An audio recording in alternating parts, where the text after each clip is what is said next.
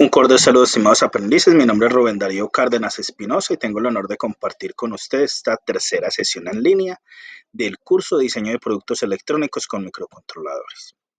El tema que vamos a trabajar hoy en esta tercera clase o sesión en línea o clase en vivo es manejo de salidas LED y display. El objetivo es brindar claridad acerca del manejo de las salidas LED y display y la socialización de las actividades calificables propuestas para la unidad 3. La agenda propuesta consta de saludo inicial, que es el que acabamos de dar. De la unidad 3 vamos a hablar las generalidades sobre el manejo de salidas que visualizamos con los actuadores que conectamos a las salidas de los microcontroladores en esos productos electrónicos que los visualizamos a través de diodos LED y display. Y socializar las actividades calificables de la unidad 3, seguido de sesión de preguntas y conclusiones. Partemos de primero, para determinar qué es un LED, tenemos que tener los conceptos básicos de lo que es un diodo. Un diodo se conoce como un semiconductor. Un semiconductor es aquel dispositivo que puede controlar el paso de electrones. Por la excelencia, los materiales que están hechos son de silicio y de germanio. Entonces, el diodo es el primer elemento semiconductor que tiene dos terminales, una positiva, que generalmente se conoce como ánodo, y otra negativa como cátodo. Ya depende del sentido de dirección de la corriente, donde vaya, si de positivo a negativo, de negativo a positivo, permite la conducción.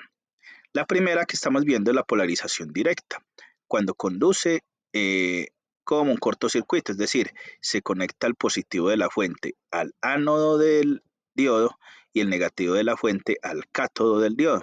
Si es de silicio, cuando hay una tensión mayor a 0.7 voltios, conduce.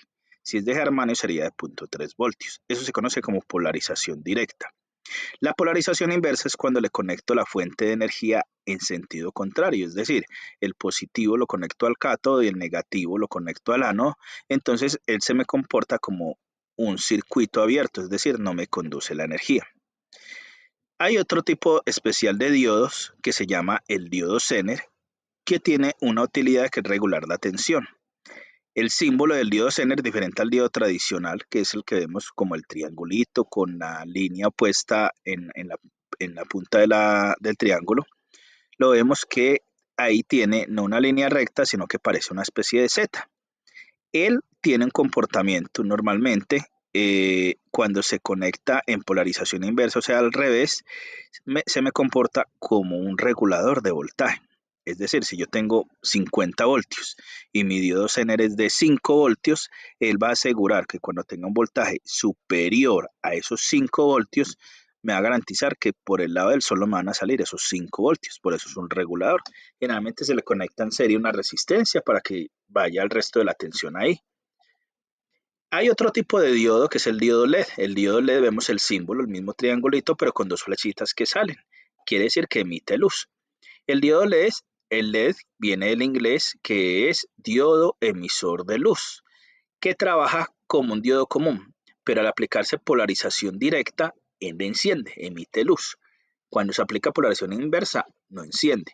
Muchas veces para conectarlo y protegerlo se les conecta una resistencia que uno calcula a partir de la ley de Ohm, de acuerdo al voltaje y la corriente que vaya a manejar, uno calcula la resistencia. Si no lo sabe en términos empíricos, es una resistencia mínimo de 100, 150 ohmios y máximo de 1000 ohmios o 1 ohmio, como se conoce técnicamente. Entonces, generalmente ellos tienen unos voltajes de operación. Los valores típicos de corriente directa de polarización de un LED, si le aplico una corriente entre 10 y 20 miliamperios, son diodos que generalmente dan una tonalidad roja. Si es entre 20 y 40 miliamperios, dan otras tonalidades de colores. ¿Qué ventajas tienen? Bajo consumo de energía, mayor tiempo de vida, tamaño reducido, resistencia a vibraciones, reducida emisión de calor y no contienen mercurio. Desventaja: la frecuencia de luz muy azul puede ser dañino para la vista y provocan contaminación lumínica si son excesivos. Relativamente caros si requieren una corriente eléctrica pues más precisa. Pero vemos que ya la tecnología avanzada y muchos elementos de iluminación de vehículos, de viviendas ya utilizan ese tipo de tecnología LED.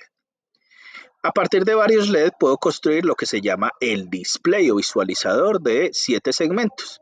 Aquí en la figura estamos viendo entonces cómo, por ejemplo, el número más típico que se ve representado es el 8. Entonces el display que contiene me permite mostrar a través de él dígitos numéricos, alfanuméricos o símbolos especiales. Hay de dos tipos, uno de ánodo común y otro de cátodo común.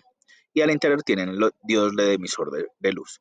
¿Cuál es la diferencia entre el uno y el otro? El ánodo común es que la parte positiva es la común, es el más económico de montar, porque como es la común, entonces simplemente se le conecta una resistencia, como les había dicho, entre 100 y 1000 ohmios y ya protege todos los segmentos.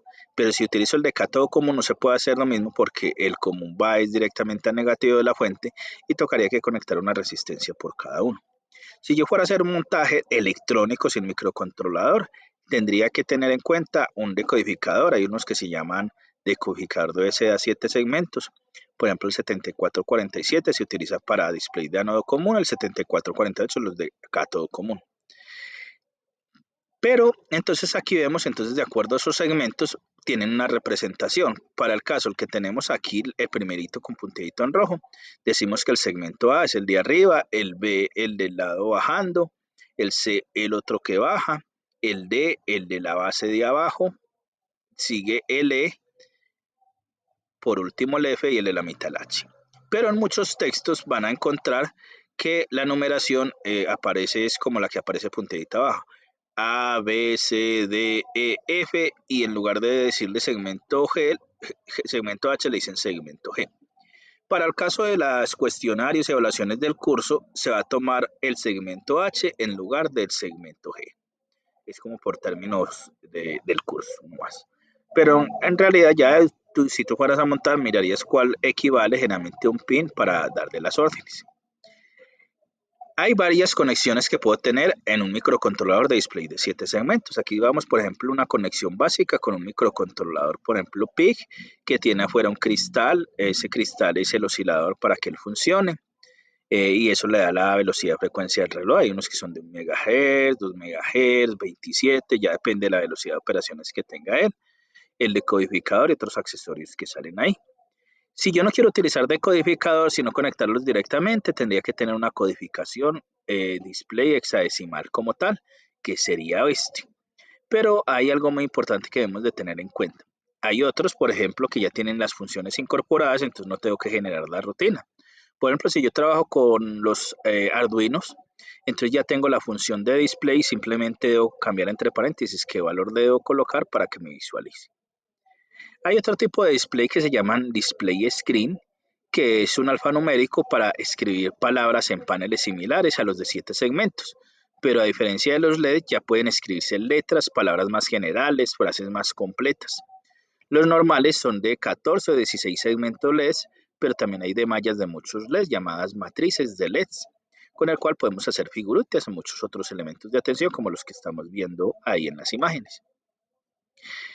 Ya hasta aquí entonces hemos tenido entonces en cuenta, eso es como la base conceptual del tema de esta unidad. Con base a eso es que se propone el cuestionario para que tú respondas. Y tenemos entonces, en este momento, vamos a ver si en el chat hay preguntas en los presentes. No veo, levantan la mano, tampoco. Antes de seguir con las conclusiones, entonces voy a socializar la otra opción, el taller, que es opcional o voluntario. Este taller consiste en una actividad práctica y en una actividad, y en una actividad eh, como tal de consulta. ¿No es cierto? La actividad de consulta es simplemente tú miras cómo puede aplicarse los microcontroladores en la industria automotriz, en la medicina, en la robótica, en la aeronáutica. Planteo otra, por ejemplo, en la domótica, que es la construcción de viviendas automatizadas, inmótica de edificios, ¿no es cierto? Entonces, a partir de ahí, ¿qué aplicaciones mínimo crees que se puede tener por área? El AB es consulta otras tecnologías paralelas a los diseños de productos electrónicos PLC, como los controladores lógicos programables. Estos PLC son una especie de computadores que tienen unas protecciones especiales que trabajan para la industria. tienen un microprocesador al interior, pero tienen sus protecciones, se programan a través del lenguaje de contactos o muy parecido a contactos eléctricos, o le dicen ladder, por bloque de funciones, como si fuera un simulador de circuitos por bloquecitos, por graphs o textos estructurados. Entonces, generalmente en la industria, estos PLCs pues tienen el soporte 7x24, tienen varios proveedores, ya tienen unos protocolos, entonces a partir de ven qué ventajas habrá o desventajas frente a los microcontroladores. Los microprocesadores, ¿se acuerdan cuando vimos la segunda sesión de clase? Hicimos el paralelo entre el microcontrolador y el microprocesador. El microprocesador, haga de cuenta, un computador normalito que tiene varios dispositivos de entrada y salida que hacen múltiples tareas. Y existen los procesadores digitales de señales, ya son dispositivos de cómputo ya más especiales que se encargan de procesar imágenes como tal y tener y señales específicas para hacer una aplicación especial. Entonces definir ventajas, desventajas, mínimo dos cada uno. Ya después viene la otra actividad de la propuesta, que es como se propone como actividad práctica. Aquí se invita a que realice una propuesta de trabajo del diseño de un producto electrónico que soluciona una necesidad, casa, trabajo, zona. Entonces describa la situación, la necesidad a suplir. Recuerden que un proyecto nace de una necesidad insatisfecha. Entonces, ¿qué elementos importantes tener acá? No debo decir, es que voy a hacer un invernadero para la casa. No, esa es la solución. ¿Cuál es la necesidad? Entonces, hay limitados recursos, hay deficiencia en algo, la inseguridad, o sea, ¿qué son los aspectos negativos que hay que pueden conllevar a realizar esa propuesta? Cuya solución va a ser la propuesta que tú vas a hacer. Entonces, por ejemplo, yo quiero hacer un control, un sistema, mi solución podría ser, yo lo pienso en solución, quiero hacer con un microcontrolador que me controle la iluminación de la casa, las alarmas ante intrusos y que me dé algunos reportes. Bueno, entonces, ¿cuál es la situación problema? Inexistencia de dispositivos en el hogar que puedan ayudar a controlar el consumo energético, el encendido y apagado de luces, que dé alarmas o indicaciones si hay intrusos, ¿no es cierto? Y entonces, ¿cuál sería la solución?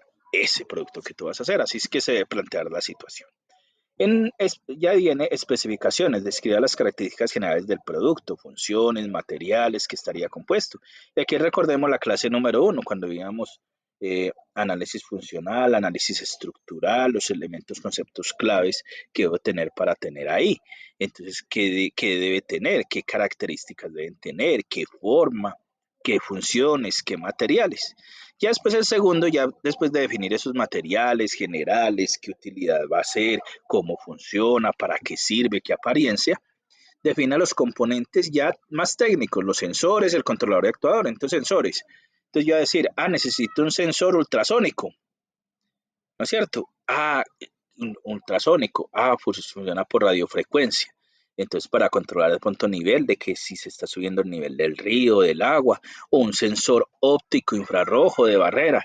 Listo. ¿Qué sensores? ¿Cuáles serían las características? ¿Qué referencias habrían para conectarle a eso? ¿Cuál es su voltaje o tensión de operaciones? Recordamos la clase en línea y también donde vimos cuáles eran las características de los sensores y los actuadores de la clase 1. Ya lo mismo para los actuadores, entonces va a utilizar una motobomba, un motor, ¿de qué? De C a C, de qué características, qué niveles de voltaje, rango de medida, corriente, ¿no es cierto? Controlador, ¿qué microcontrolador va a utilizar? Un PIC 16684, 873, o va a utilizar un microcontrolador Arduino, ADMEL con la tarjeta Arduino 1 o Arduino 2, 3, Mega, y qué características va a tener. En eso consiste esa parte.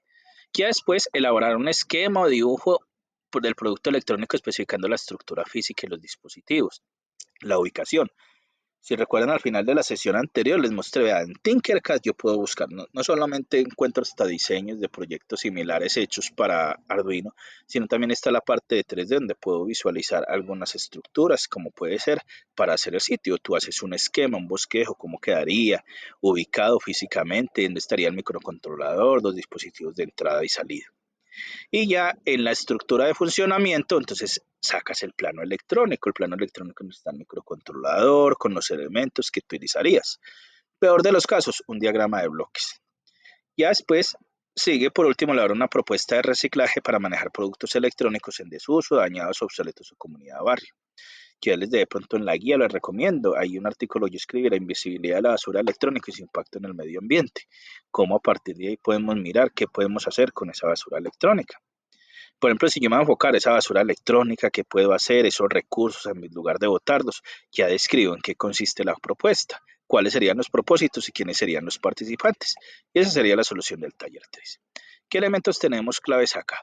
Aquí lo que cambia es esta fecha sería 14 de septiembre, no 5 de julio, para que presenten a más tardar a las 7 de la mañana.